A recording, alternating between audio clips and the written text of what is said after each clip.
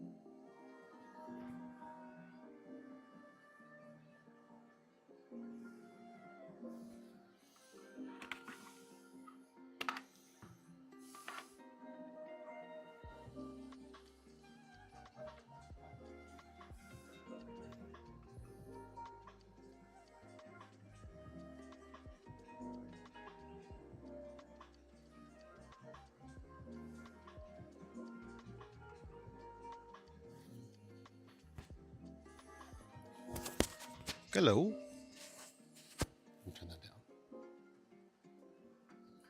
All right. Let's see. Disable this. Who's all on here? I'm just gonna ping a bunch of people who got their V2 recently. So hold on real quick. Hello. At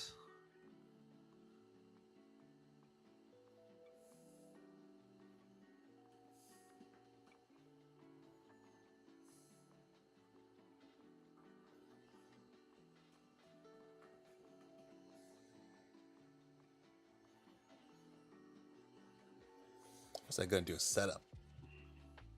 Slip and roast. This thing. Not me. No. There you go. This. Well, you play with the V2 for once. It needs some love. So I know a bunch of people recently got it.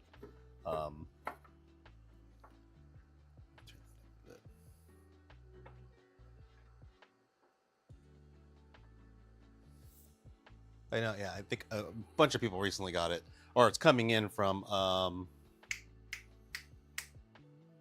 what, artisan, Artizan. So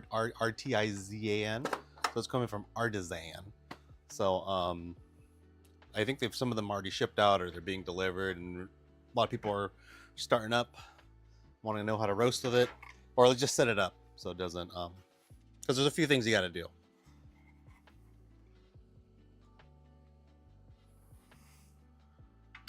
For say Dr. Grumby, so I would love to see how to do it manually, like manually on the tablet. This thing, it's not my favorite, but I just don't like it because I can't see ROR, and I feel like ROR is like where it's at. So yeah, and then just guide you through the thought process. It's not simple. I won't say it's simple, but there's things you got to do when you're roasting.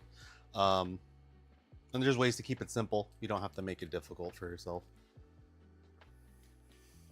A lot of people get thrown off with the whole controlling air, controlling the heat. Really, you just need to control the heat. And then if you're really searching for that perfect curve, then you can start messing with the air. But that's way later. Because you're going to get good coffee regardless. It's just how you control it.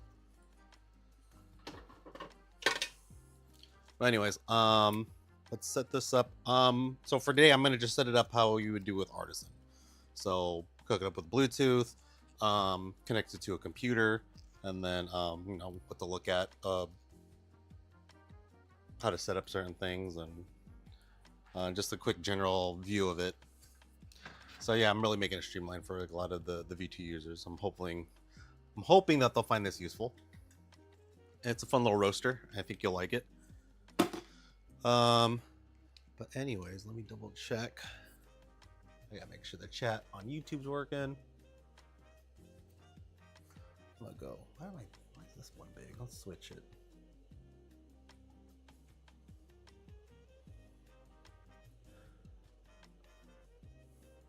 I did a first what are those private what's it called? Wow. Introduction courses I did last night with someone that came. It was pretty good. I thought it was only going to take an hour. It took like 2. A lot of it mostly was just setting it up on Google Meet, so hopefully we'll get more sessions in that way. But yeah. So anyways, get this started. Let me move this some more. So it's too big.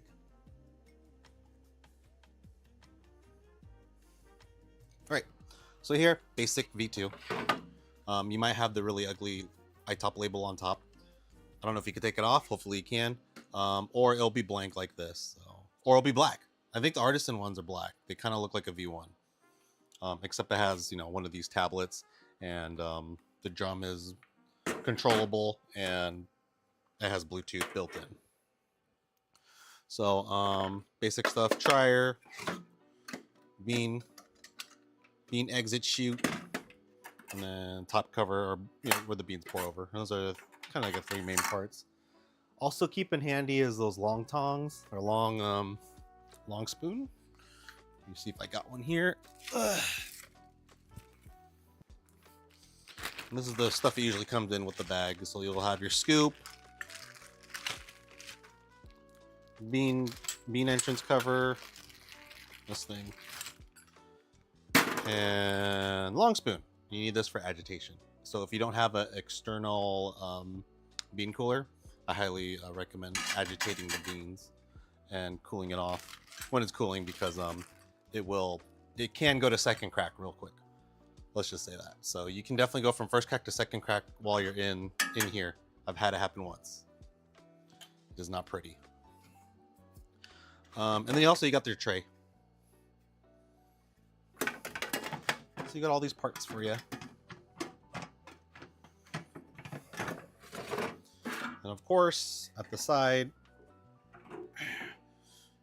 you got your chaff tray. Clean that out after every roast. Don't leave any in there unless you want a surprise fire. Tablet. I've opted to leave the screen protector on. Or screen protector, the little screen film. All right, so here's the back. You got exhaust there's a chamber exhaust over here, and then bean cooling fans at the bottom. They don't blow in, they blow out, so they're sucking air out of it. Some people find if you reverse them, it cools the beans faster. It does. I've seen it. So you could do that as well, but it works perfectly fine if you want your beans to cool down in like a 5-minute time frame. All right, and then we have the ports. So you still got the 24-volt exhaust port for the fan for this stupid thing.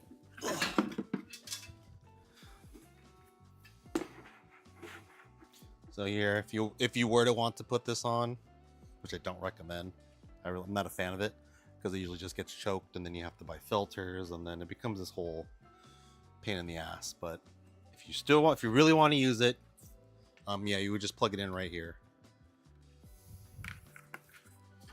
And if you know where to get filters, then share it with everyone. Put a link in. The top port is just like a simple USB-A, and that one does it's just straight up TC4 protocol. Well, and that's just fancy word for it'll communicate directly. If you plug it into a computer as a serial COM port, and it'll connect to Artisan. And that's one way of connecting it. And then you have the bottom port, which is for the tablet. So yeah, all that fun stuff is here. Anything else? When you're roasting, you know, it gets freaking hot. So watch your kids. My kids like briefly touched it, and it was super hot. So I'd definitely recommend keeping it at a kid's touch. Anyways, that's pretty much it for just the kind of rundown of it. Let me open up how you connect it to Artisan. So let's go to window. Oh. We'll go for it. All right. I'm gonna put the link here.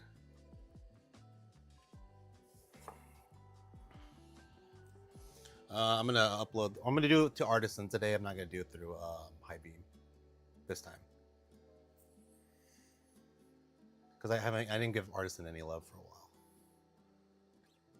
So here's the website.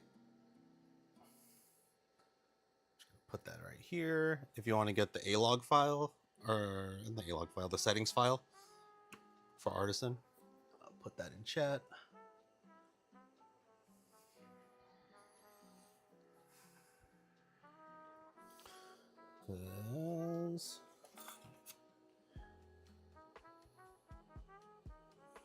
Basically want to download, not that. So you basically want to just download this Artisan settings file.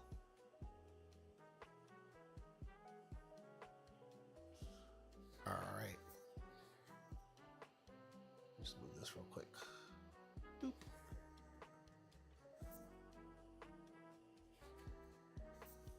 Let me take out this window.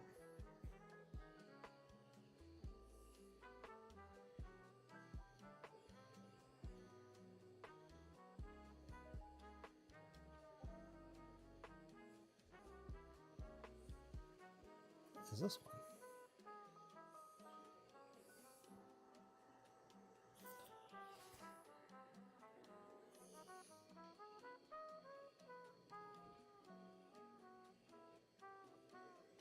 Display. There we go. All right, so now you got to download Artisan. That's the next thing. Get that all installed, and then we're gonna upload. We're gonna start it up.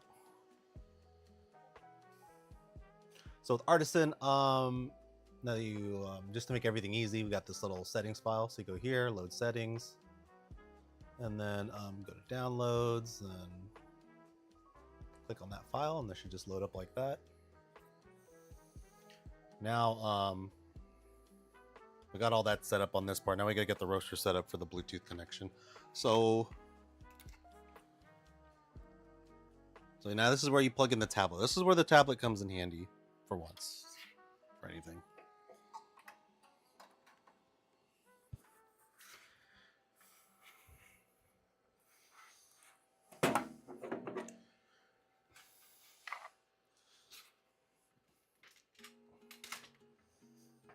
All right, so basic tablet setup. It's going to come out in Chinese first, so go to settings, then you'll look for language. Because what happened, it'll look like that when you start off. You're like, what the hell do I do? Just go to settings over here, and then switch that to EN English. Sorry, that might be a little glare. All right, so right now Bluetooth is off. Let's make sure all these settings are right. So you want to put that to Celsius, and then put Bluetooth on. You could hit back, and then I'll show it like this. All right, now you got to go on to Bluetooth. Go to your Bluetooth settings.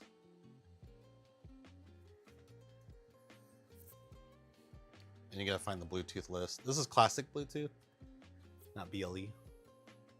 Then you just go to add Bluetooth, and you want to look for something called like AK roaster. And it's usually, it'll look like that. It's pretty much, it'll be called AK roaster, and you would just pair that. And the code is usually just 1, 2, 3, 4. All right, so that's all paired up. Actually, I'll be good. Let me just do it real quick.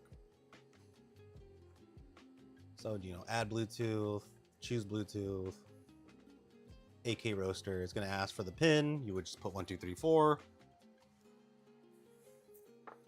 And then we'll hit connect.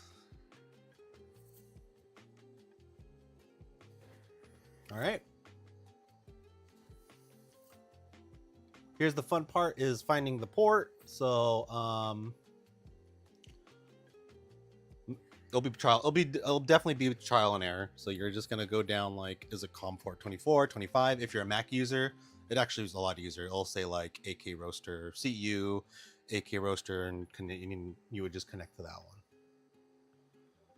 So I don't know which one it is, so I'm going to choose 20. Oh no, I did that last time. It kind of bugged out. I'm going to choose 6 and 7. Spray works. All right. So I was right on the COM port. You just got to find the COM port and make sure it's the right one. So right now we're connected through Bluetooth. Just be careful. Some people are talking about like how it can drop out sometimes. I haven't had that happen yet, but there's a few people that's talked about dropouts from when they're roasting. Also, if you notice, it starts out at like 100 right away when you turn it off. That's kind of stupid. So let me just turn that off. Turn that down first. All right. A lot of people when they start off, they're like, every time I try to start my roast, I try to put it to 100. And then we'll let it build up some heat. I try to put it up to 100 to get the roasting, and it keeps moving up and down. Let's see if I can show you what it looks like. Anyways, you'll see the burner turn on and off, up and down, and you can't really control it when it reaches a certain temperature. It's because you have the PID stuff on. So you can go to control, and I'll usually keep this on off, or hit off, and then you hit OK. That's a little bit more of the manual control. If you want your PID on for some reason, like if you wanted to follow a background curve, then you would probably click on this. But for now, you can unclick that or hit off. But if you want to preheat, you could just turn it on, hit OK. Then you could set SV is just fancy or not fancy. It's just it means set value. So what you want your set value to be 200. But if you put it to like 60, the burner will go up. The burner setting will try to go up and down to match that temperature of 60 degrees Celsius. So that's what set value is. Hey Remix, we're doing a V2 guide because a bunch of people are getting one. So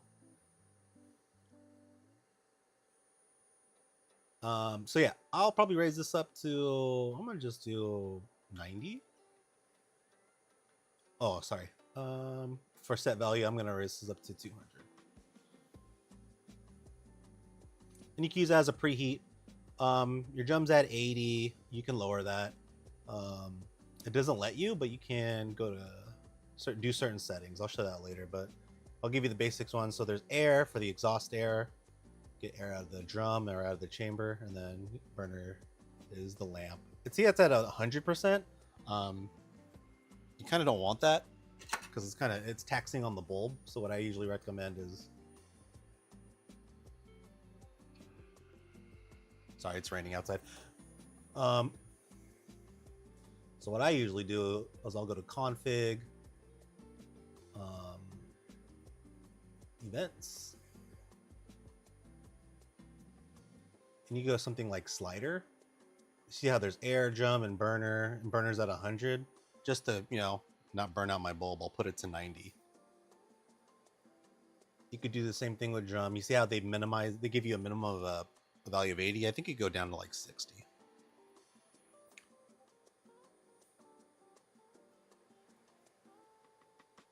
And you can do other stuff like when first crack starts, you can have certain events happen. EVT1, those are all special events built in with the Bluetooth within the V2, but you don't have to worry about those. I still gotta map out what happens during those events.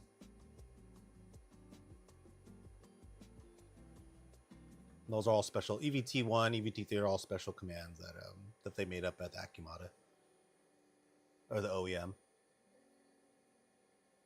Yeah, there.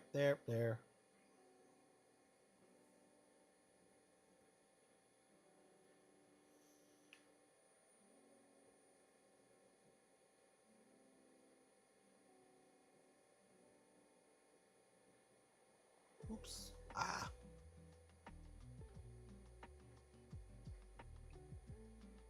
Oh, did it now.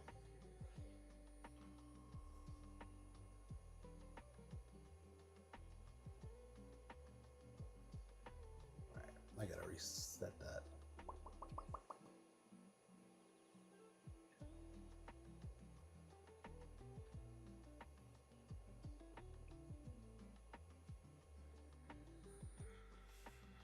All right, so yeah, we're gonna let this warm up.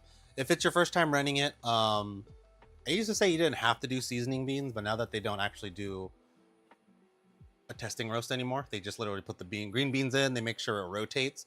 They probably see if the drum flickers on and off, and then they ship them out. So they don't do they don't really do those pre-roast quality control stuff anymore. So so now I'm probably recommend like you do if it's your first time using it, get some seasoning beans or get really just some shitty beans you don't want and you can put them in there, or but it's up to you. I still think, you know, maybe if you want to do it by 10 minutes at 200 degrees to burn everything off, that's one thing you could do. But yeah, now that they're not doing those seasoning QC runs anymore, I would just QC roast. I would just say put some green beans in, do a full roast with it, and then you could either try them out or toss them. Just get beginner beans too. If it's your first time and you're trying it out, half the time, if you're first time roasting with this, you mess up. Even last night we messed up doing a roast, and those are now your seasoning beans. So if you do mess up, that's kind of the thing that happens when you roast for the first time on this machine. Oh, another thing that we kind of ran into is making sure you're in Celsius mode. The roaster I was working with last night, it was stuck in Fahrenheit, but in Artisan it showed Celsius, because we got to like 300 degrees Celsius or 396 degrees Celsius during that roast, and I was like, okay, what's going on? And it was basically still stuck in Fahrenheit. So make sure you keep an eye out on that. Like if the tablet's in Celsius mode and the temperatures is off from what you see in Artisan, then there's different ways you gotta like turn on the Celsius mode. I think you either have to like go to like config or not convert. Here there's a temperature right here, and that'll give you an option if you want to do Fahrenheit or Celsius.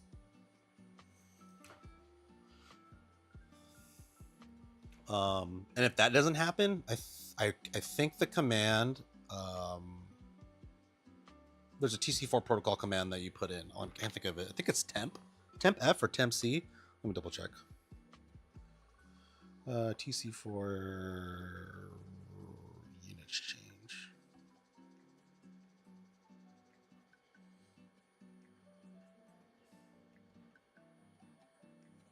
I forgot. It's somewhere. I can't remember the exact command, but there's a command there you can change it so you could force it into Celsius or force it into Fahrenheit mode if one of the other things aren't like communicating well. Anyway, so everything looks good. Everything is in Celsius mode. It's at 200 degrees Celsius. The bean temp on the tablet and the bean temp on Artisan are matching, so I know that's good to go.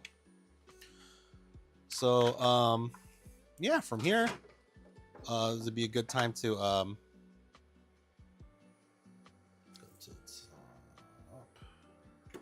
check if this is closed.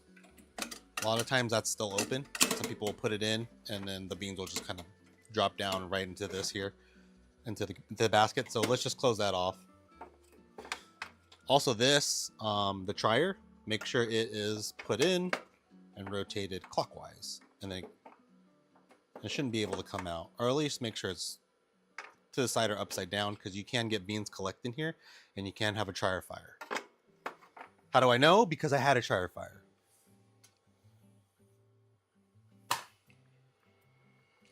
And then top is where the beans go in. All right.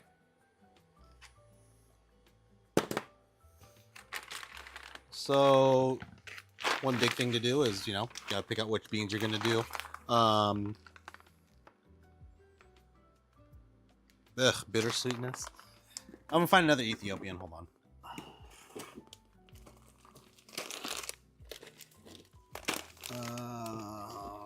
Let's see. I'm trying to think of a bean I haven't tried yet.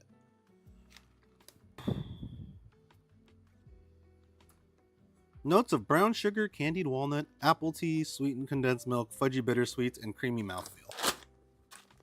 This is a Peru. Peru, Cajamarca, Las Delicias. So I usually get my standard Sweet Maria thing. Anyways, what you want to do is you always measure your beans. It's that's a free measurement. You don't need any fancy tools.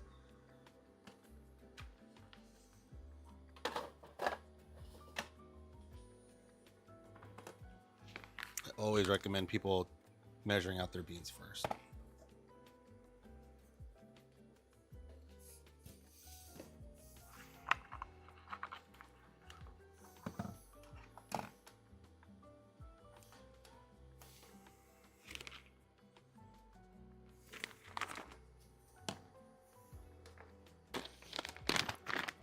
So, yeah, I'm just gonna measure this.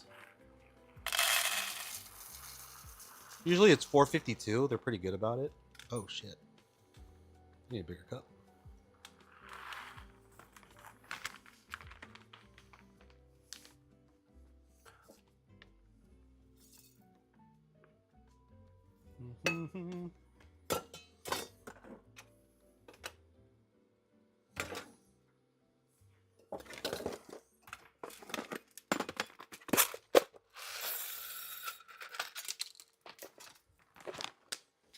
Redo.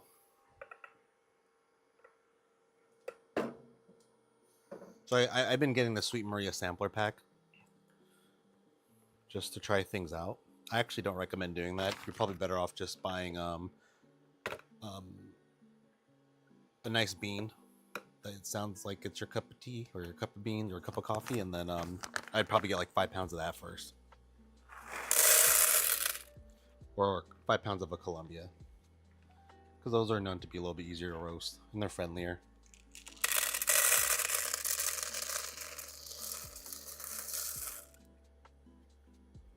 Well, 469.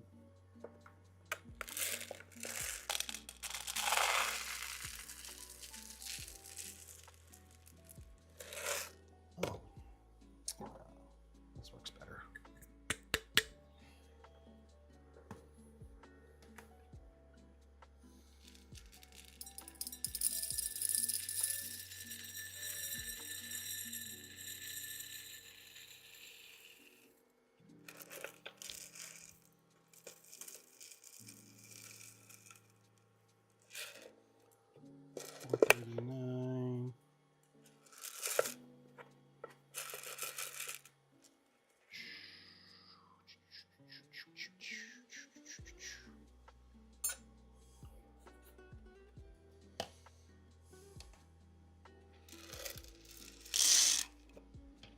So I'm just waiting it to warm up. I thought that was big enough to hold 450 grams. Wow, they gave me a lot this time. I thought I got a bad measurement. No, it's 462. Oh, okay. Always forget I need to put this on a solid surface.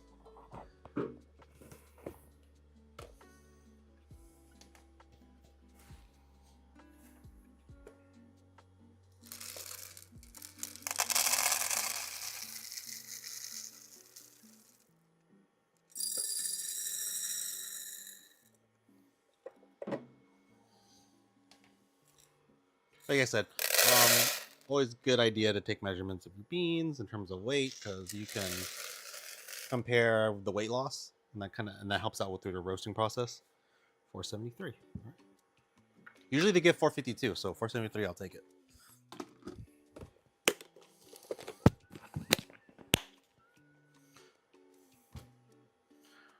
All right, so let's go to the window right here. So I'm letting this warm up. It's 200 degrees, going to keep it there for a little bit.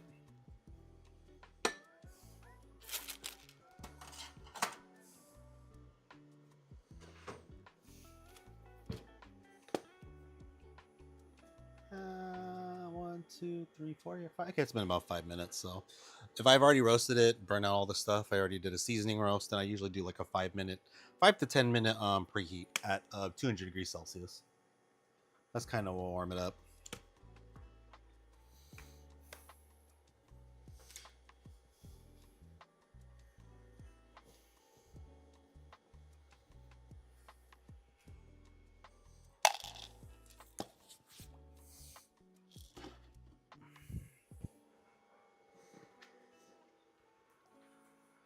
All right, so we'll start roasting. So at this point, I'm gonna turn off PID. I'm gonna keep my air. I should turn on my. I'm gonna turn my airwave so it doesn't get all smoky. I'm gonna turn on my airwave.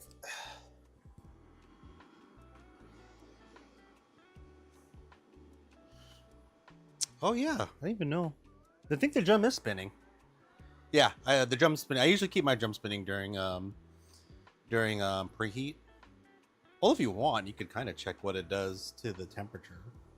You want to increase the temperature, or how the drum speed will affect the temperature, I guess. I'm just gonna leave that out.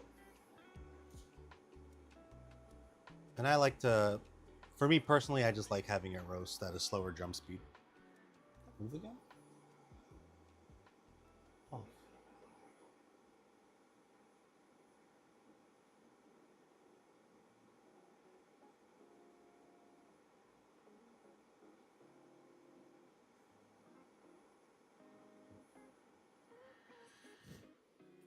Yeah, it's so quiet in there. Okay.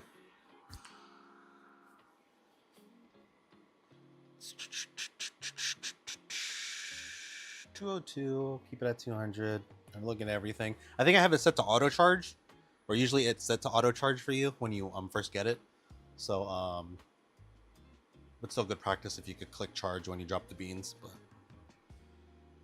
and for artisan, a lot of the commands can be done through just hitting the space bar when you charge, or backspace to go back into if you made a mistake. Backspace. No, it's not backspace. All right. Well, if anything, you can always unclick charge. So if you accidentally hit charge, you can unclick it. Or when all else fails, you can just turn it off, turn it back on.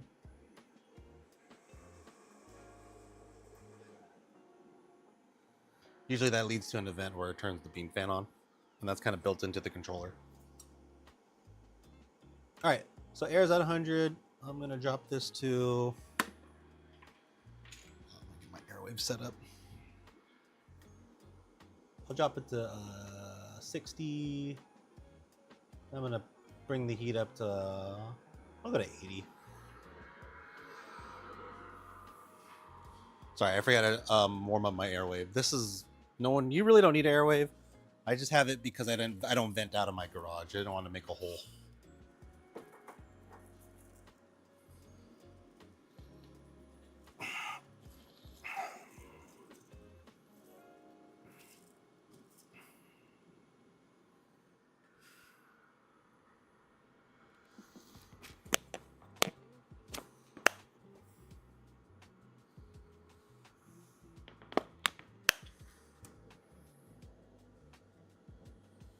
So there's my airwave hose right over here, and then my airwave's right over here though. You don't need these. You don't really need it unless you have to roast inside your house and you don't want to piss off your wife by having it full of smoke. Then I would definitely recommend getting it. Oh, and you have money to blow. That's another big one. If you have money to.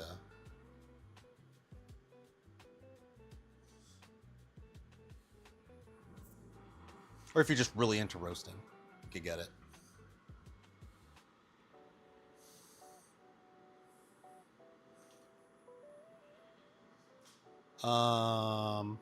So good things to have are,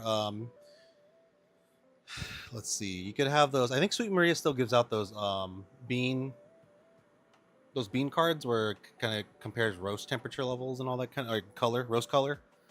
That's good to have. Or you can make a I like this thing because it's really cheap and it's easy to make, and if I like tinkering, so I got one of these roast meters. I think it costed like $80 to build. The hardest part, well, honestly, of building the whole stupid thing was cutting the glass slide because I'm not smart. All right. Anyways, okay, we're up to 200, so I usually like to charge at 200, but it also depends on your bean. Your bean might need more heat at charge, or it might need less, and that's all. That could be based on. You could base that all on the density of the bean, or if it's like a higher altitude. Usually, the higher altitude bean is a higher density, and like lower density beans are a little bit easier to, or a little more delicate to say.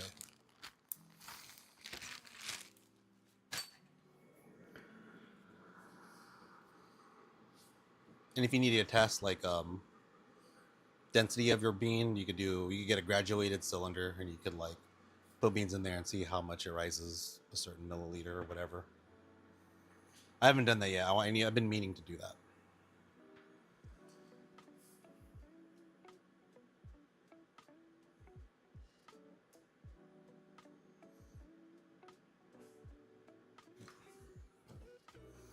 Yeah, it's uneven. Anyways, we're gonna go to this window. Oh, jump it down. Went up a little bit higher than I wanted to. Artist.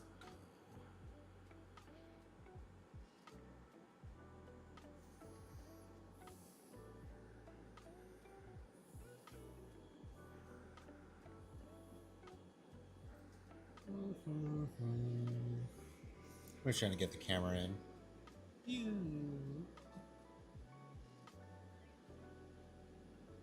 That's not it.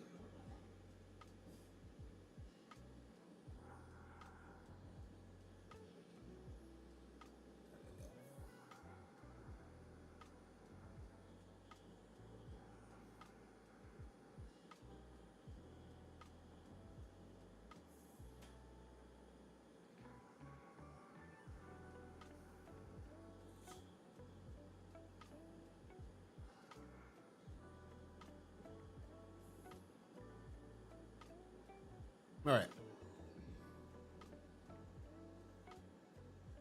Got it.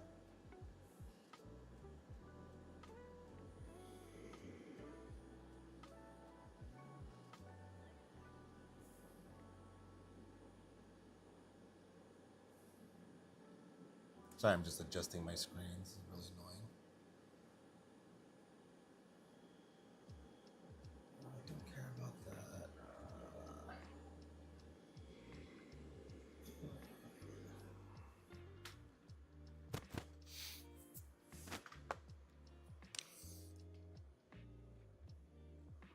Good. All right.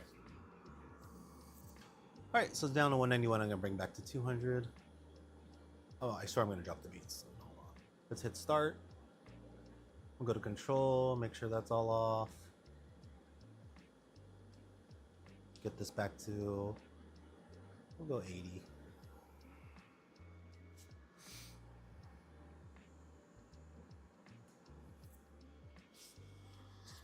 Oh, well, that's covered up. I need to put this at the bottom right.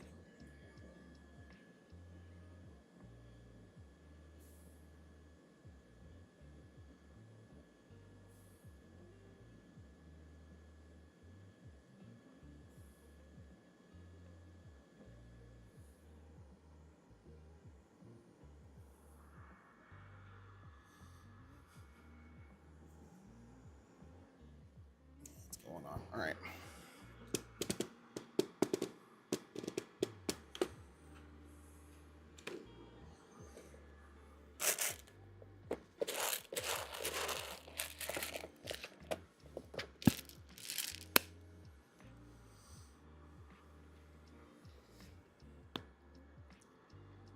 All right, throughout this whole roast, I'm gonna keep it simple. I'm only gonna change the burner, okay? I'm not gonna do anything crazy and try to change air or make any kind of rapid fluctuation in changes of heat or whatever. I'm just gonna basically we're just going to bring the burner down at certain points.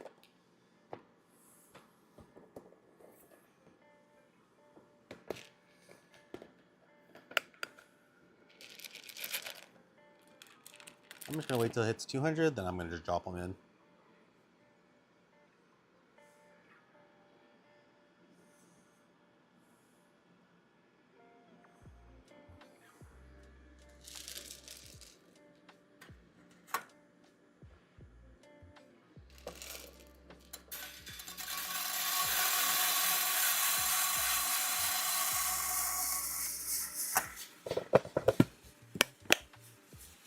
See how it went from like a red charge to a gray charge? Auto charge is on, so that's fine. So now we're going to go through the different kind of big phases of roasting, which is usually dry end, first crack end, second crack if you're into that, and then second crack end, and then you got your drop and then cooling end. The two big ones though are like the dry end and the first crack.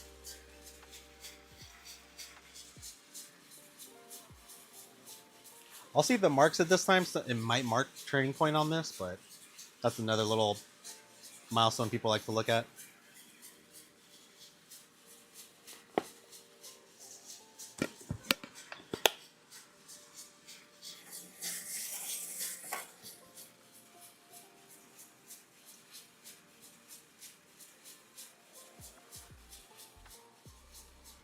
And turning point is just when the bean goes from a downward trend to an upward trend. That point in time.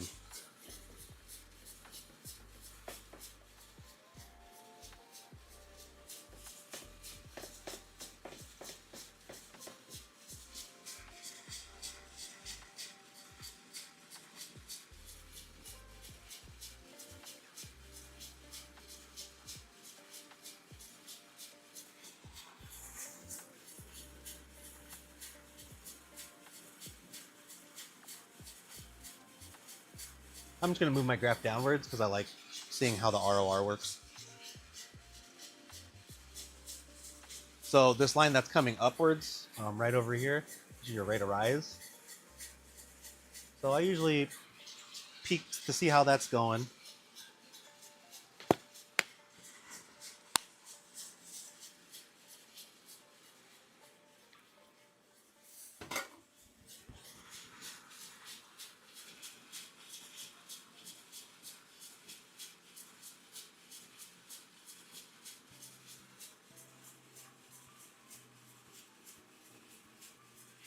Minutes into the roast.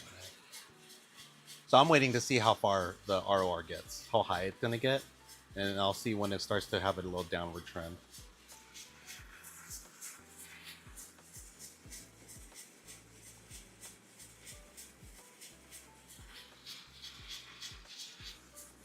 It's kind of going downward there, so I'm gonna just start bringing my heat down, well, a little bit at a time.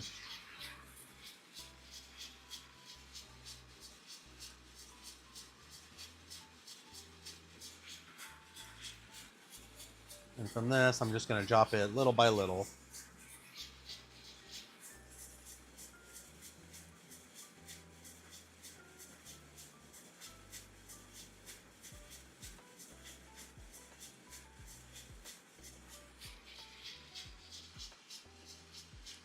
Because what you want to see in an ROR curve is you want to see a downward trend. You want to see it go downward. You don't want to see it go super high back up and super high back down.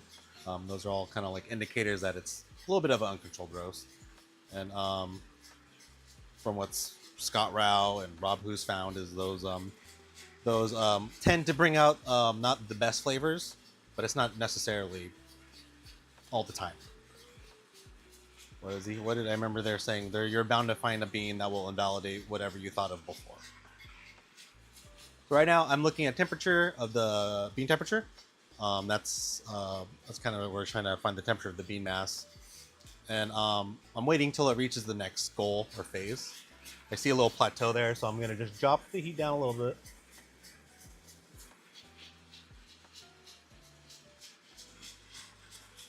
And because now we're going to get onto the next phase, which is yellowing.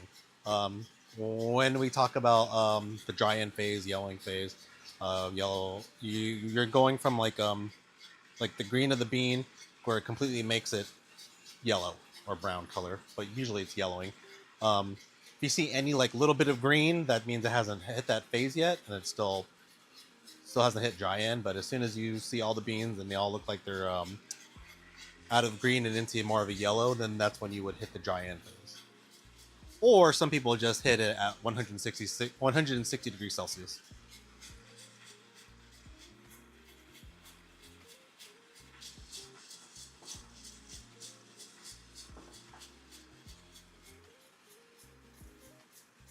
So it's at 154. I'm just gonna take a peek.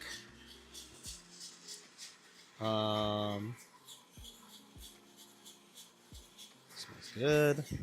I smell like the sweetness coming in. A little bit green. I'm gonna wait to maybe get to 157. It's still a little bit green.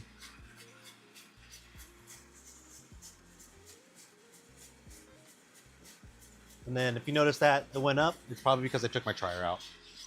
Always note when you put your trier out so you don't panic and think you're having like an out of control roast. I'm gonna check the beans again.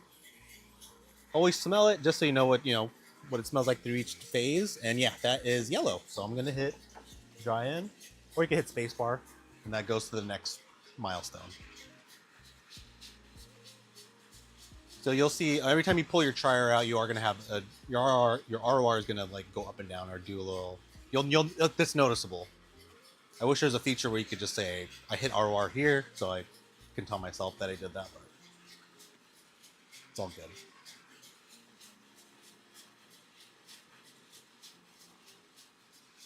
All right, so up next is the yellowing phase. I'm not gonna make too many heat adjustments. I'm just gonna kind of let it go. I'm gonna go till it gets around 188 is usually when I find first crack. 185, 188 for this roaster. Don't ever compare it to another roaster. If you're getting first crack at 197 on your Kaleido or your air roaster, those are two different machines. And they probably have different probes. Different probes, different machines, different heat types are all going to affect the way it measures the overall beam mass. Biggest thing is consistency. Is it hitting first crack every single time at 188? That's a lot more important than am I hitting first crack at 197 or 195.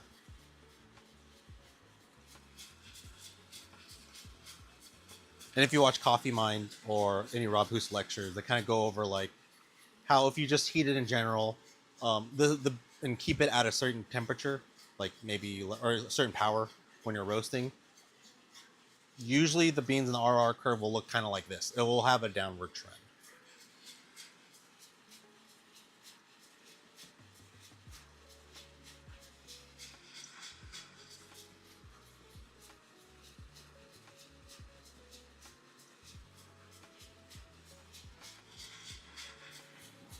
I'm gonna bring it down more because I want to.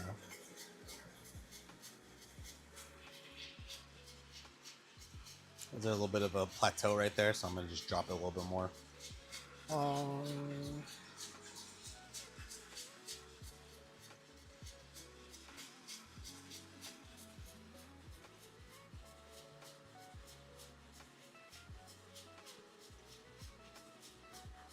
I always get scared of little pauses in the temperature because I'm like, did my Bluetooth just go out?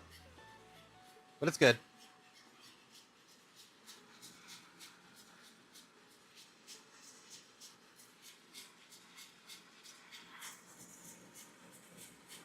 I'm gonna drop it some more.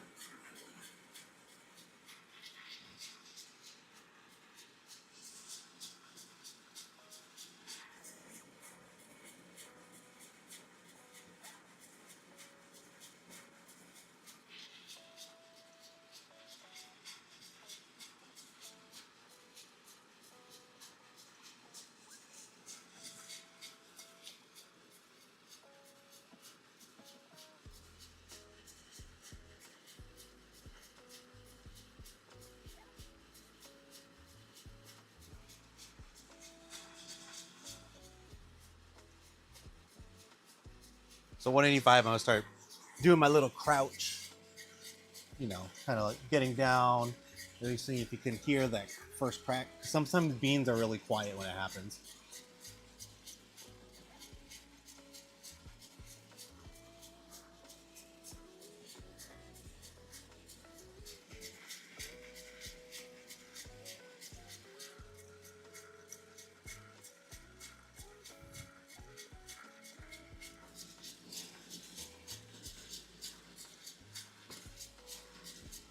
Okay, here one crack, one pop.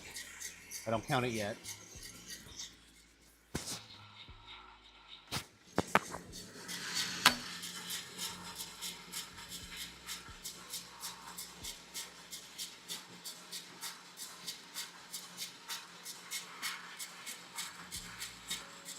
All right.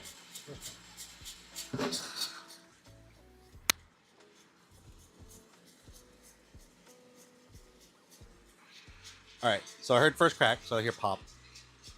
I don't usually count that as like a first crack, but when I hear pop, pop, pop, usually when I hear the 3 pops is when I'll hit first crack. And now we're doing the timing thing. And what's the timing thing? This is where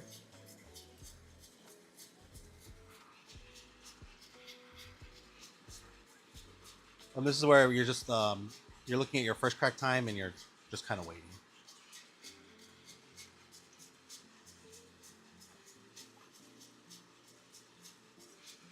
You kind of you want to use the first crack time to that's why usually how I dictate the end of my roast.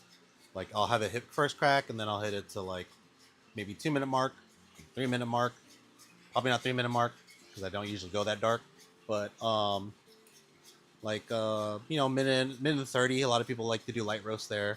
2 minutes plus, you get like light medium, and then 2 minutes 30 seconds or 2 minutes 45 seconds when you start getting a little darker. It all depends, but also you should be looking at your beans, taking a peek. Okay, looking at the color. You get a little flashlight. You can look at the color through there too. So for this, kind of have a plan set up. Like, whoa, how long am I gonna have it in first crack for? So I'm gonna just say I have it in first crack for I'm gonna do 2 minutes today. I probably should have lowered my heat too.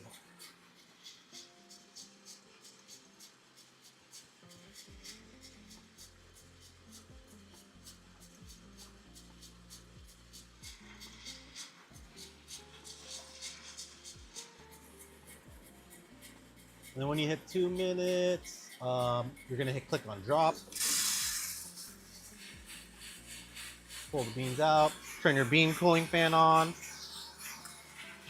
Then you want to start agitating.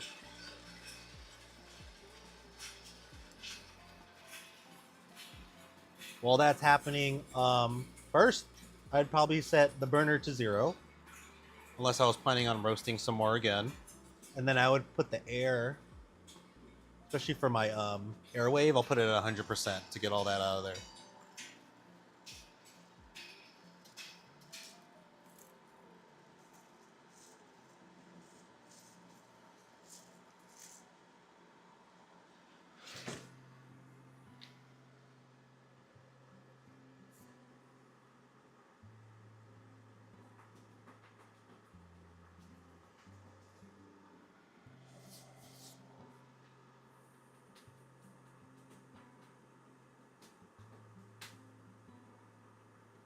Oh, I dropped at 12 minutes. I couldn't competitively roast in an SCA tournament. Or competition, not tournament.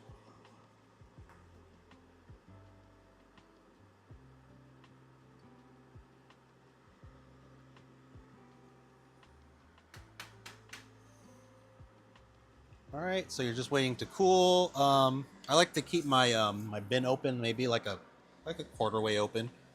It kind of draws in fresh air, I'm guessing, and then it's pulling out hot air out the other side, cooling those beans off. You know, some people go a little concerned, like, oh, what temperature should I stop, you know, cooling off the beans? Just a touch, right? If you can hold it, this should be good. There's no exact temperature the bean needs to be at.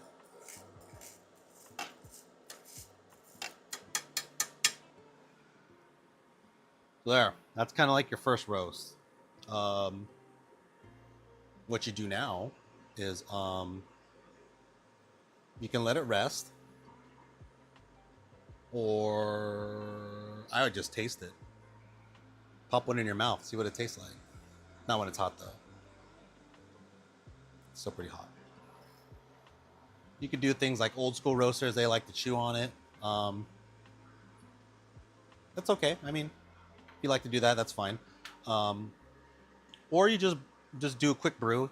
If you want to do a little cupping, you could do cupping, or you could just toss. I'm gonna probably put it in my X Bloom and just see what it tastes like.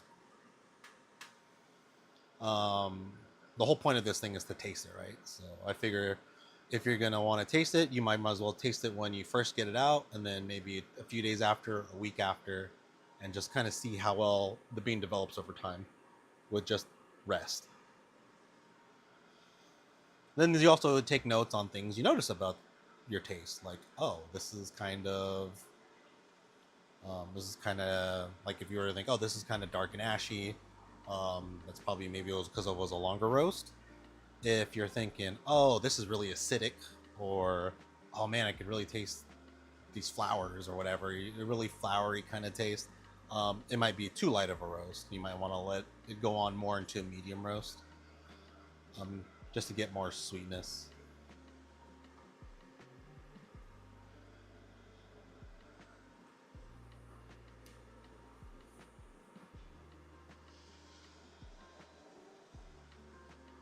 And you can also look at what the beans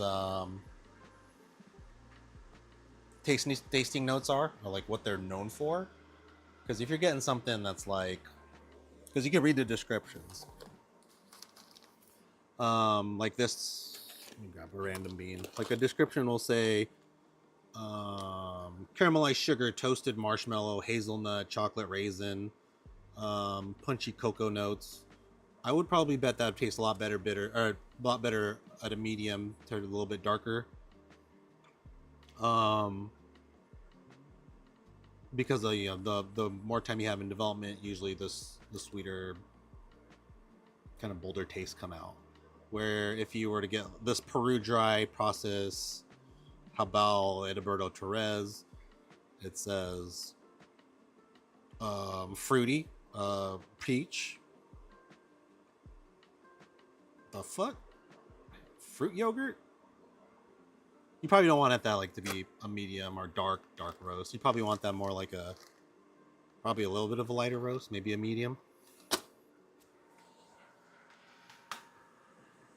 So you could take all those considerations.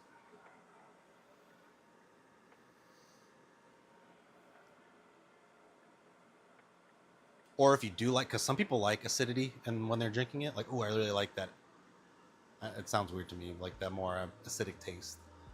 Then I would say definitely roast a little bit lighter. Or some people really like, some people prefer like robustas that taste like coal or fire. It's all, taste is subjective. When all else fails, medium is a pretty good the middle spot. All right, beans are all cooled down. You can just hit off.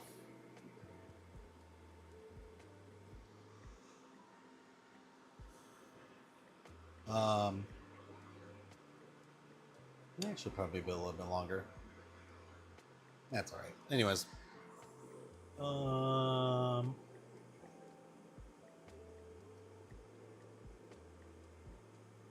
gonna go. I want to edit, or was it roast background properties? Please fill these parts out. You know, you just want to like keep track of what you're roasting, what you noticed, and then just just numbers. It's the numbers that you put in.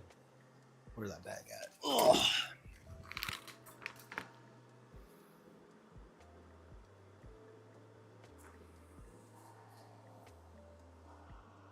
Okay, for my bag. I forgot. I'll have to look at the video later, see what the name is, but you usually could adjust the name to whatever you want it to be, first roast. So, and then the weight I like to put in here. Make sure you put it on grams, because I always put it on kilograms. But 472. We're gonna take the weight. Like I said, always take weight. It's a free measurement and it tells you a lot.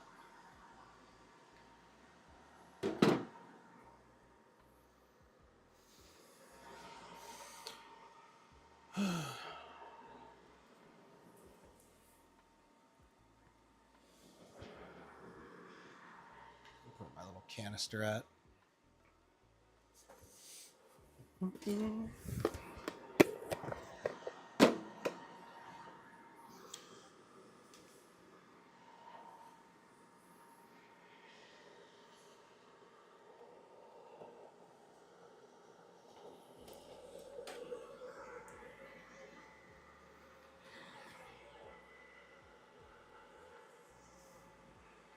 And also, take a quick peek at your beans to see if you got any of these kind of like defects. Let's go to the So I had a flat side burn, so that's probably more than likely even 60% of the RPM wasn't slow enough. I probably should have slowed it 65%. I probably should have slowed it to 60, maybe even 55. And you can do that. All right, I'm gonna put this in here.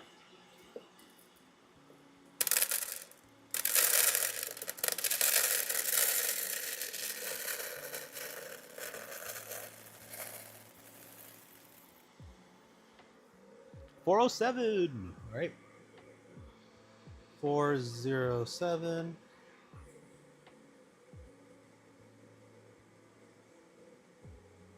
Not 4007. So about a 13% weight loss. 13, 14. That's good. Usually 11% if you're doing like lighter roasts and you're at a 10%. Probably not going to be that great, but taste it, see what it is, and then if it's below 10%, maybe add a little bit more time roasting it.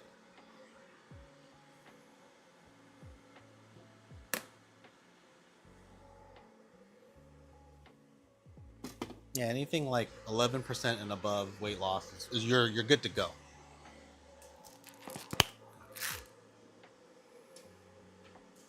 Air sealed container. I usually keep this tucked away in the back corner where there's no light. Or you can get those sweet Atmos canisters where you could turn it and it takes all the air out. I got a few of those off of somebody off of what's that place called? Espresso Aficionados Discord. It's a terrible place. I've bought way too much stupid shit on there. Oh yeah, save your first roast. I'll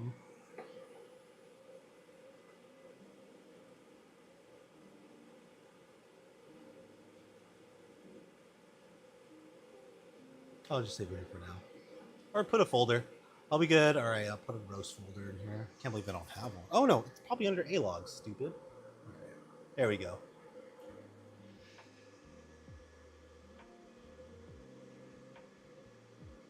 All right. I'm gonna turn off the bean cooling fan. There we go. But yeah, it's kind of how your first roast goes. I don't want to say it's simple, but you can keep it simple by not trying to adjust the air as much. You could focus on that at a later time.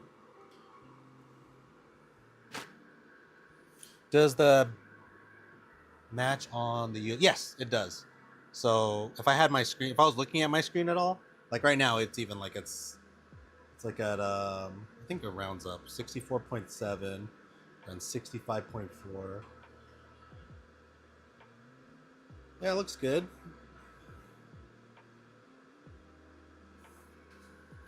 But yeah, it does match what it says on the USB screen.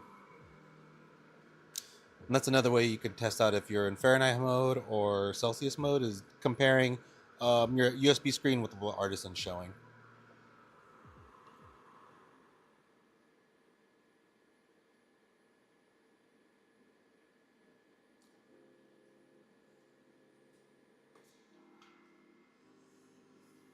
yeah, let me see what else. I think that's it. I know a lot of people got it. What beans are they giving you, these people? I gotta ask them. What beans? Because I know if you buy it off of Artisan, let me give you the link to them too.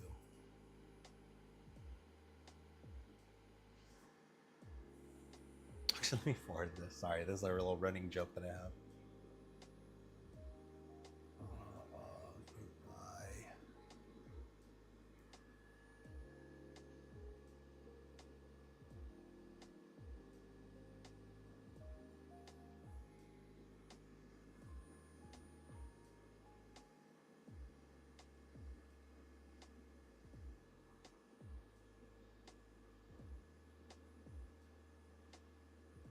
Wait, is that it?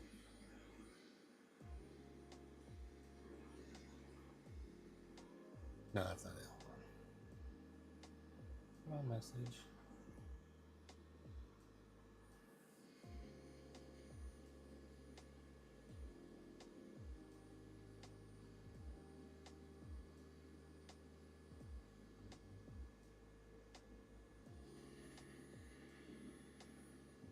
Oh, where'd it go? Did he delete it? No, I didn't delete it.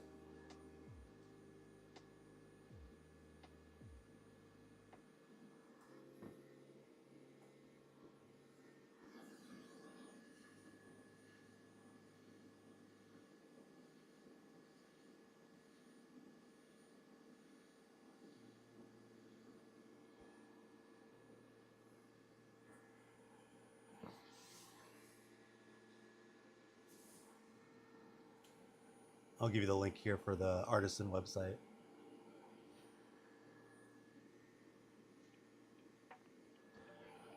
It's our little running joke because this guy thought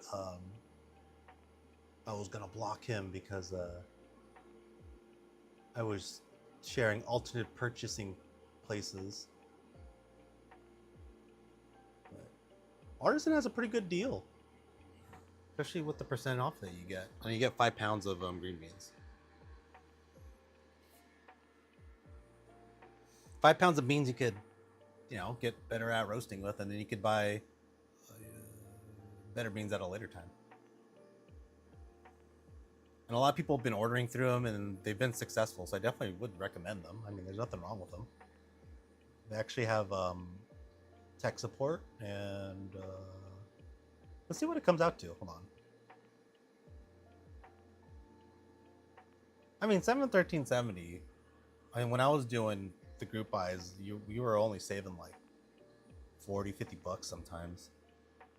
So I think Artisan, if you were to buy a V2 or wanted one, I think it'd probably be the best route right now. Unless you could get in contact with someone on AliExpress or Alibaba.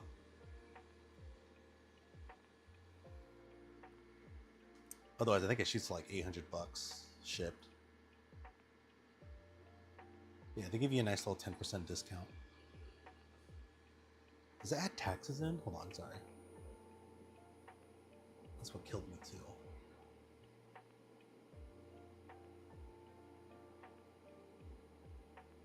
I'll look at it later. I think it probably adds taxes as well. But I mean, it's a great deal. You just have to wait. And yeah. What do I recommend for heater percent? Depends on what you're starting out with. 450 grams, I probably could have went higher. Maybe. But if anything, I would say start at 80s. And then adjust as you go on. And then 80 or and then for RPM, I was down to, I think I was down pretty far, maybe like 55%. I probably wish it went to 50%. Because I still had one burnt black bean, and I could when I peeked in through the top part, I noticed that the beans were still hitting the top of the lamp, so I could have went slower.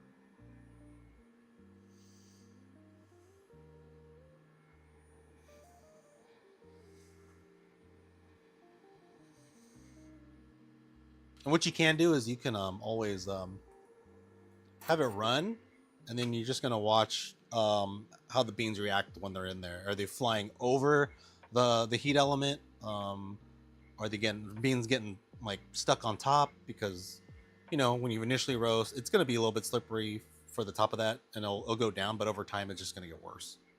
Then it'll really get stuck because the oils, water and oil still gets released, and that oil gets pretty tacky, and it gets on all the surfaces of the roaster. So that what kind of creates a little bit of a grip for them to stick on and get burnt on the flat side.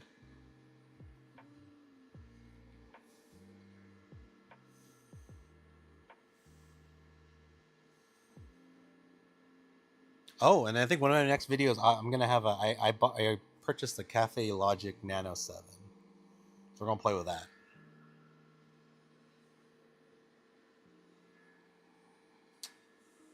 Yeah, I mean, no, 90% RPM, that definitely will get a lot of beans on top.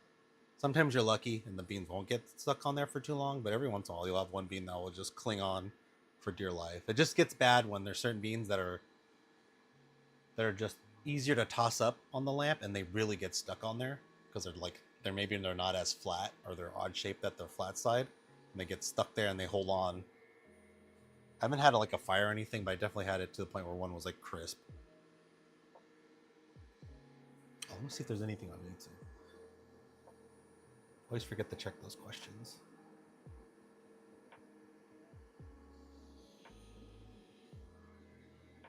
Oh, that must have been you on YouTube.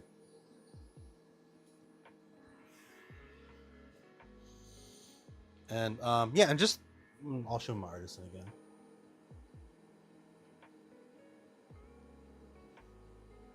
Because now all your roasts are gonna look like this. You're gonna have different beans, and they're gonna do different things. I was very fortunate to have a compliant bean, I guess.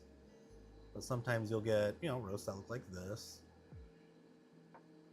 Actually, come on. Or this. Where there's like, it just looks like just a long. Oh, I'm sorry. Let's go back. So sometimes you'll get roasts that look like this one. Our first roast, it was pretty good. Nice descending. Try or pull. If someone says flicker crash, don't even mind it when they say flick and crash. There's a flick and a crash there. That's like this concept that Scott Rayo has for bigger production roasters, where if they do have those flicks and those crashes, they tend to have less than favorable taste during cuppings. But he also took out of his course too, so I usually tell people don't get hung up on the flicks and the crashes, because those literally, he's not even teaching that in his courses anymore. So yet the roast website still has that. I don't know. But you also can listen to Rob Hoos or Morton Munchhouse, where they talk about, even Morton Munchhouse is very anti ROR. I don't think he's anti ROR, but he doesn't think that there should be much appreciation for it. It's something for you to be guided with, not to put the whole basis of your roast on. But yes, do on like just a downward trend. Never at the end, like, unless you're trying to experiment with something, raise the heat up, like raise your heat percentage up at the end of the roast after first crack. It just something taking weird with temperature readings. Like, it becomes a little bit off, and you might get an incorrect reading, and it's just harder to stay consistent with your next to next roast if you were to like decide to just pump up the heat. Unless you're trying something, or you're trying to manage something that happened. But I usually don't recommend jumping the heat up. Maybe specific circumstances. Like, I think one time I was like, oh, this is really low. I pumped it up. Also, don't lower your temperature really, really fast. You've built all that thermal inertia in the beginning, right, from preheating. And you need that to go throughout the roast because that kind of helps with first crack. Like, it's hard to, like the sound of it, like the release is a lot more. I feel like it's more audible when I have a good thermal inertia going on, and it's especially really helpful if you have those quiet beans, those certain Ethiopias or certain pea berries that are really quiet on first crack. Um, yeah, they just those tend to if I have like at a lower, my thermal inertia is not as fast as if I went on to, then it'll be harder to hear it, and sometimes I don't hear it at all. And you can decrease the temperature low enough to where you won't hear first crack, and that's where I get lost. That's where I'm like, oh no, now I don't know what the hell I'm gonna do, because I put a lot of emphasis on first crack and the time. So once I hit first crack, I need to know if it's gonna be minute 30, 2 minutes, 2 minutes 15. And that's when I drop, and that's pretty much the roast color that it's gonna be at. First crack, the time Dylan time basically is setting up for the roast color, and roast color is pretty much 80% of flavor in your coffee.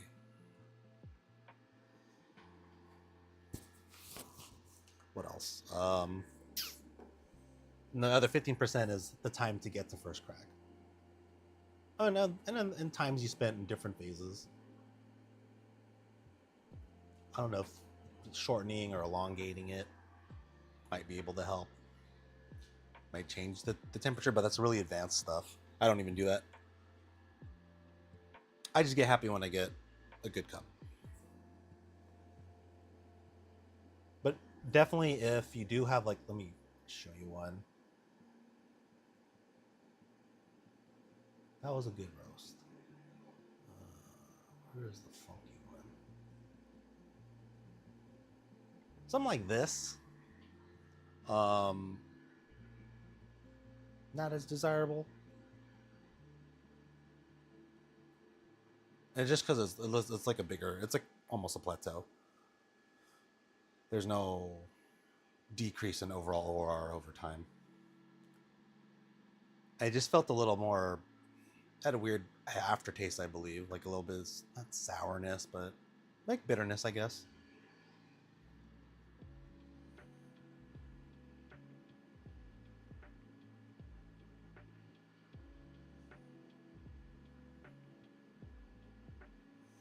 And you could tell, like, I just wasn't managing my.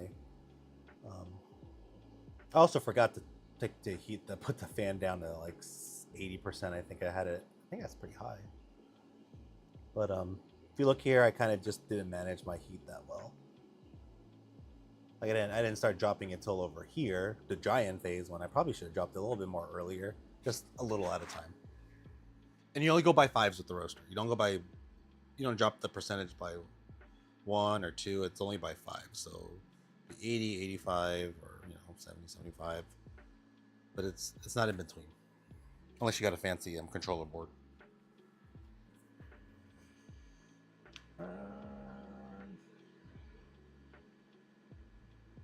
Oh, and then when you're done with your roast, you're gonna be good, and you're gonna go to this place called Roastetta.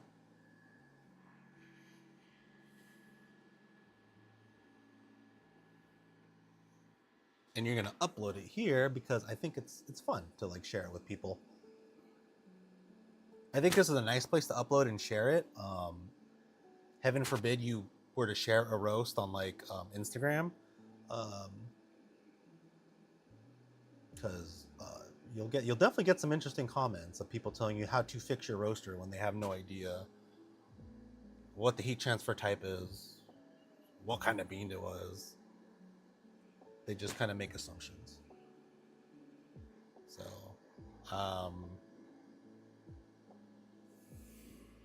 turn this camera off.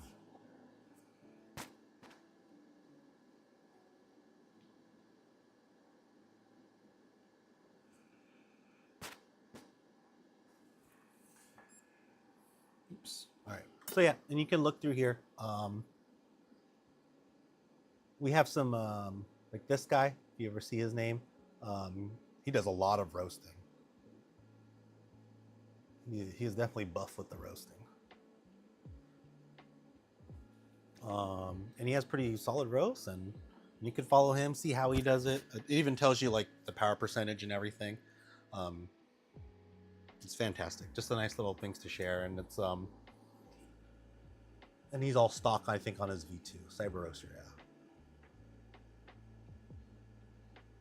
yeah. And if you want to, you can also look up just by other roasters. Like, yeah, they're under like ESP32S3, and you can filter those out and see what they're roasting. Maracas.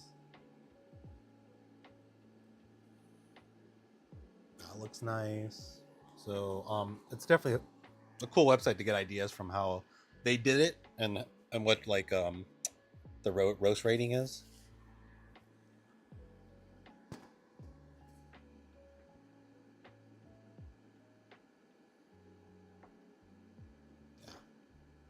Yeah, he's a little more fancy. That's what you kind of see though. You'll kind of drop the temperature and then you'll raise the air. That's what some people do, but I don't want people to get lost up in that yet. Then let me show you just kind of the importance of heat transfer and how it affects things like environmental temperature, and why you shouldn't like try focusing on two different roasts. There are two different roasters. Let's see. Let's go back to Cyber Roaster.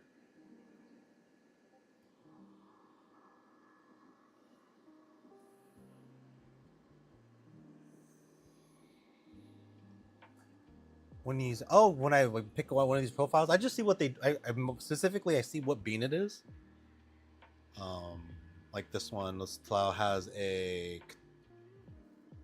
pink Bourbon, and I'll probably from Guatemala. So if I happen to get a bean that's a Bourbon from Guatemala, I'll probably see. Oh, okay, let's see what they did. And altitude, check altitude, because and density are two important ones if you're looking to compare with the roast, because those are kind of big when it comes to roasting, because they'll affect how much heat the bean can take. So lower density beans usually a little more delicate, scorch and tip a little bit easier than a higher density bean. You could be pretty rough with a higher density bean.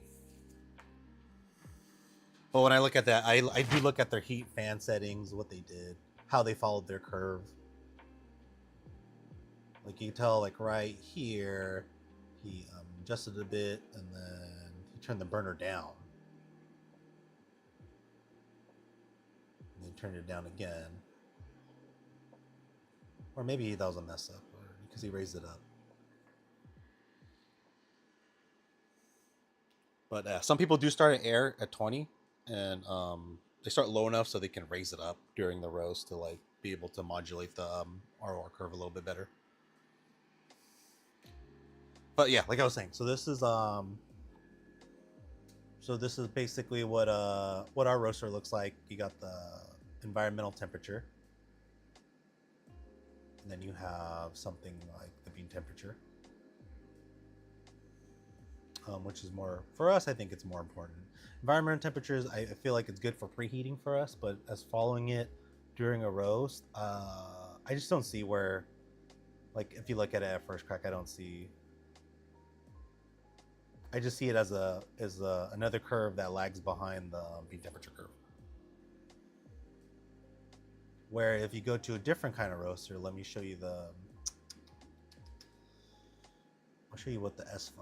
Oh, somebody else has one.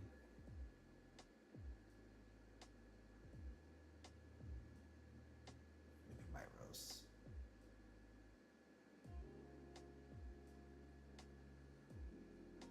Oh, maybe I didn't put it up yet.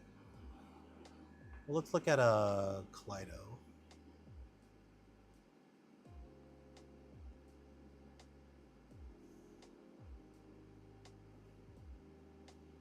See how their environmental temperature is kind of flipped around, but you see how their bean temperature on the lower end, and then the environmental temperature on the higher end throughout. That's because they're convection, right? So environmental temperature is really important for them, because convection is the heat surrounding the beans, and that's how that transfers the heat to it. Where ours is radiant, where the bulb transfers directly to the bean, kind of. Well, pretty much it does. Transfers heat directly to the bean and it absorbs it, where convection surrounds it and then heats it up in that fashion. So that's where, like, okay, now I gotta make sure what temperature is my environmental temperature is at, because that's what's gonna be heating the beans, right? Let's see if I can find another one. And I'm still trying to figure out how to use the Kaleidos and the Smolas. They're all the same. They all use convection. The Smola has a solid drum, and it has 3 lamps to heat up. And we say convection, but technically it's convection and conduction. Convection dominant, then there's a little bit of conduction within it as well.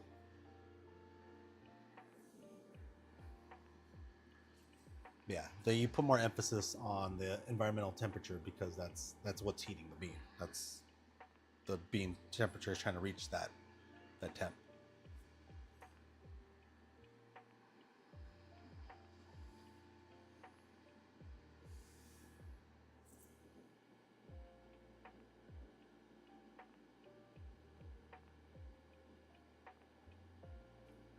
Is Cali? I think Cali is a conduction. That conduction? Can't remember. Or maybe it's convection. Environmental temperature is on top, bean temperature is on the bottom. You definitely want it to be high, so you know that you're heating your beans up.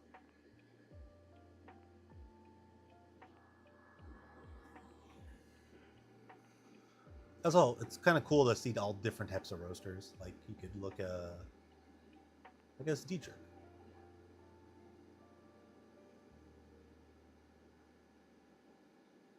Pretty interesting. Yep. Temperature. What else they got? Fidgets Valenta.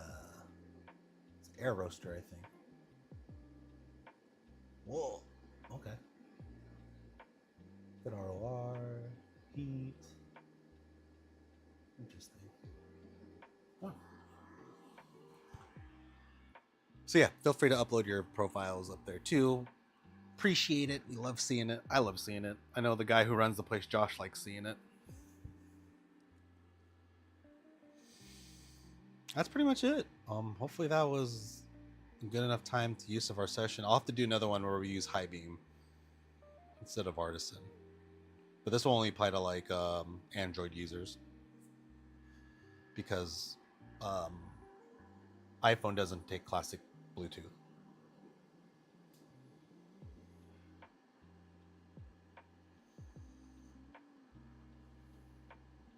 I'm trying to figure out how they connect the V1 to the. Anyways, I don't want. Yeah, I'll talk with Will about that later. Yeah, that's about it. Let me go check YouTube questions, and if not, I am going to go clean my house before my wife comes home. And if you're watching this, how do you store your roasted beans? I'll put them in like a container like this, although I keep it in a dark place and let it like rest. I also have these other canisters, these Atmos canisters I really like, where you like turn the lid and it like takes all the air out, and then I'll put that then I'll store that like right next to my coffee machine.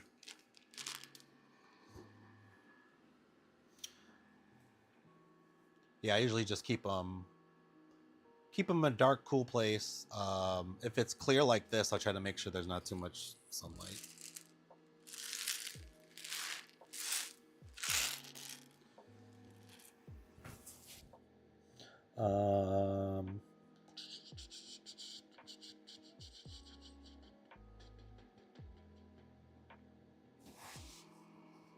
Can't think of anything else.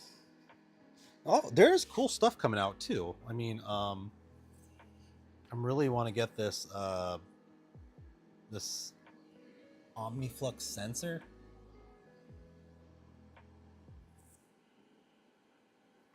Let me see if I can find it.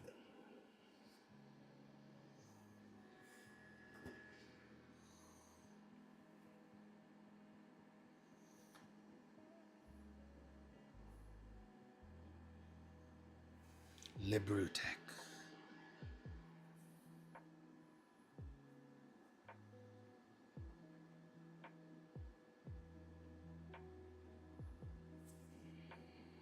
I think they posted a video about yeah.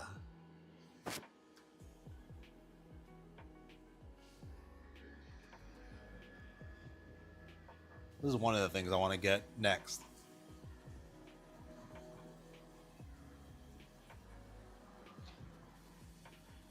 And it just pretty much measures the color of the bean throughout the roasting process. But they actually verified that it is coming out from Artisan, where the one from OmniFluid hasn't made any mention of that.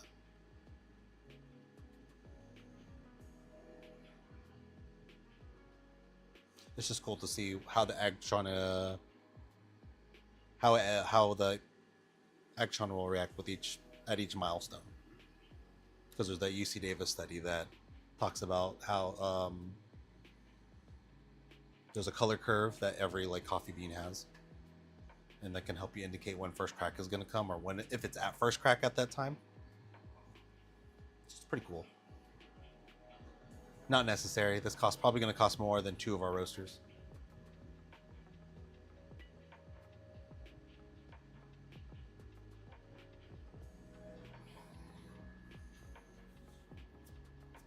It'd just be for those nerds. I like being the guy who puts $2,000 worth of equipment on a $300 roaster. Get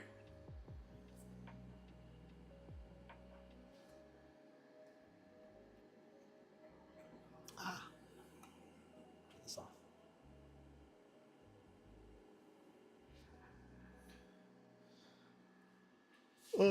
Okay. I also, if you have, I still have those signups for if you want to do one-on-one roasts. I did one last night. It was fun, minus the technical difficulties. But other than that, it was a good time. It thought it was only going to take an hour. It took like 2, so I'll probably only be able to do 1 a night. Because I had a lot of questions. He had a lot of questions, and equipment kept failing. So I'll probably keep it for a 2-hour session of just going over stuff. I'll do it for a little bit until I'm done, until I'm burned out from it.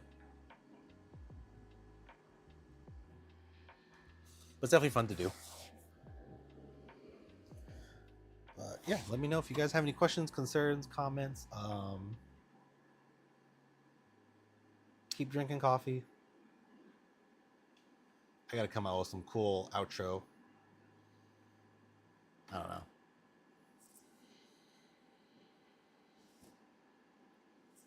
Do something.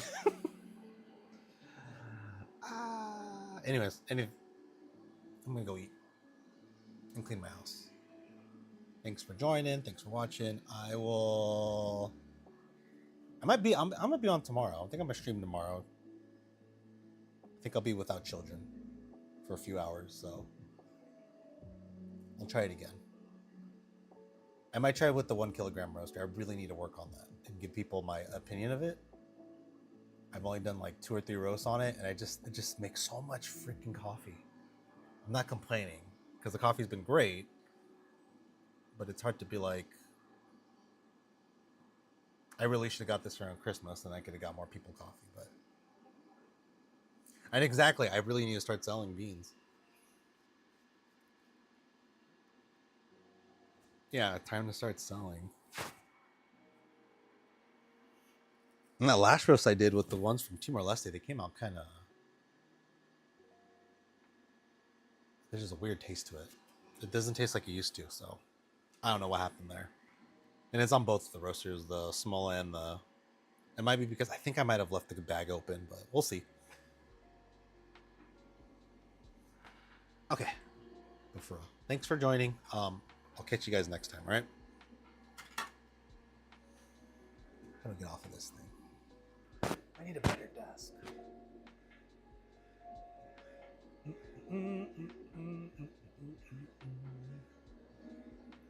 it. Sorry. Okay, froze. Bye.